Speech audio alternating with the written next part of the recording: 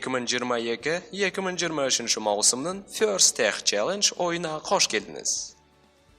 Raytheon texnologiyalari orqali o'sinilgan Power Play. Komanda iki yurgizuvchi operatordan, adam o'yinshidan, trenerdan, және robotdan turadi. Har bir match кездейсоқтан dalgan 4 komanda arasında o'ynaladi. Har alyansda 2 komanda.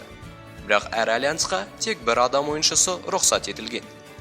Bir matchdağı qarşılasınız, başqa matchdağı seriktes bo'lishi mumkin. Robotlar o'yin nusqaulığında ko'rsatilgan materiallardan jasaluvi kerak, және 45,7 santimetrlik o'lcham qurolina saiz keluvchi kerak. Biroq robot match bostalgandan keyin kiyiniye aladi. O'yin elementi diametri 10 cm және biyikligi 12,7 cm bo'lатын plastik konus bo'lib topiladi. Barlig'i 60 konus bor. 30'ı qizil және 30'ı ko'k. Sonday-ақ, komandalar gameplay'de o'zlarining arnayı әзірленген mayaktарын пайдалана алады. Oyun 3,6 metr şarşı alanında tayıldары бар және 30 cm biyiq qabırğaları бар oyun alanında oynaladı. Her türlü ölçümde tüyüspüler örüste ornalaskan. Onun içinde 9 yerdегі torap бар.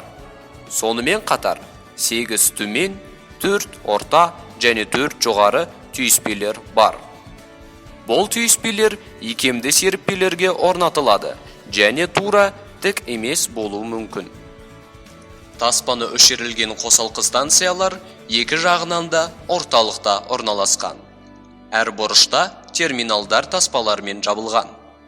Аланның алдыңғы және артқы жағында роботтарға конус жинақтарын табуға көмектесетін таспалар бар. Аланға 4 навигациялық сурет қойылған. 4 бірегей навигациялық сурет аланның қабырғаларында орналасқан. Ал аланның сыртында қызыл және көк альянс станциялары орналасқан. Әрбір матчтың алдында конустар қосалқы станцияның қоймаларында және ойын аландарының ішінде жиналады. Сондай-ақ қосалқы станцияларды сақтау орындарында тапсырыс бойынша маяктар орналастырылған. Командалар роботтарын қосалқы станциялар мен терминалдар арасындағы қабырғаға тиіп тұрған алаңға орналастырады. Әр команда өз роботына бір конусты алдын ала жүктей алады. Содан кейін үш жақты сигнал рандомизацияланады. Әр сурет матчты ойнау кезінде белгілі бір торақ мақсатына сілтеме жасайды. Егер команда өздерінің сигналдық суреттерін жасаса, оны қосымша ұпайлар алу үшін пайдалануға болады. Алан мен ойыншылар дайын. Матч 30 секундтық автономды кезеңмен басталады. Осы кезеңде командалардың тек алдын ала бағдарламаланған нұсқауларды және сенсорлық кірістерді пайдаланып ұпай жинай алады. Түйіспеге бекітілген әрбір конус бір ұпай. Жердегі қосылыс үшін 2 ұпай. Төменгі түйіспе үшін 3 ұпай. Орташа түйіспе үшін 4 ұпай. Және жоғары түйіспе үшін 5 ұпай алады.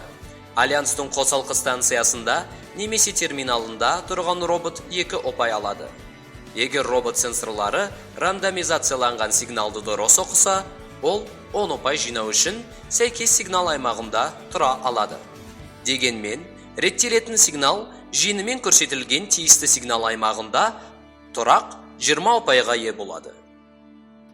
Автономды кезеңнен кейін 2 минуттық жүргізуші басқарылатын кезең. Осы кезеңде адам ойыншылары қосалқы станцияларға жаңа конустарды енгізе алады. Сәйкес түсті терминалға орналастырылған әрбір конус 1 ұпай алады. Конустарды түйіспелерде бекіту автономды кезеңдегідей ұпайларды алады. Жердегі қосылыс үшін 2 ұпай. Төменгі үшін 3 ұпай. Орташа үшін 4 ұпай. Және жоғары торап үшін 5 ұпай. Жүргізуші басқаратын кезеңнің соңғы 30 секунды ойынның аяқталуы болып табылады. Роботтар конустарды жинауды жалғастыра алады. Бірақ бонустық ұпайларды алудың жолдары да бар. Альянстар түйіспеге ие болғаны үшін ұпай жинайды. Бұған екі жолмен қол жеткізуге болады. альянс түйіспеге ие болады. Егер олардың түстік конусы жоғарғы жағында болса, бұл қосымша 3 ұпайға ие болады. Тұрапты маякпен жабу арқылы да иеленуге болады. Бұл қосымша 10 ұпай жинайды. Және қарсы одақтың сол түйіспені қайта басып алуына жол бермейді. Альянс тізбекті аяқтау арқылы 20 ұпай алады. Бұл бір терминалдан екіншісіне жалғасатын үздіксіз жолды иелену арқылы жасалады. Және робот олардың альянс терминалдарының бірінде тұрса, ол 2 ұпай алады.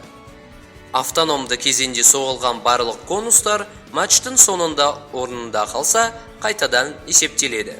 Ұпай алудың көптеген жолдары бар. Бірақ ереже сақталмаса, альянсыңыздан ұпайларды шегеретін ережелер де бар. Мысалы, роботтар қарсы альянстың конустарын немесе маяктарын орнынан қозғалтып жібере алмайды. Робот ұпай жинауға әрекеттеніп жатқан қарсылас альянсқа тосқауыл қоюға немесе оған кедергі келтіруге болмайды. Конусты немесе маякты алу үшін робот толығымен қосалқы станциядан тыс болуы керек. Роботтар бір уақытта тек бір конус пен бір маякты басқара алады. Бағалау элементтері іске қосылмауы және роботтар ойын өрісінен ойын элементтерін әдейі алып тастай алмайды. Бұл Raytheon технологиялары ұсынған осы маусымдағы PowerPlay ойынның қысқаша сипаттамасы болды. Толық ережелерді алу үшін 2 ойын нұсқаулығын оқып, форумды тексеріңіз. Және First Tech Challenge-дағы ең маңызды ереже игі кәсібилікті әрқашан есте сақтаңыз. Жасөспірімдерге сәттілік және маусымды жақсы өткізіңіз.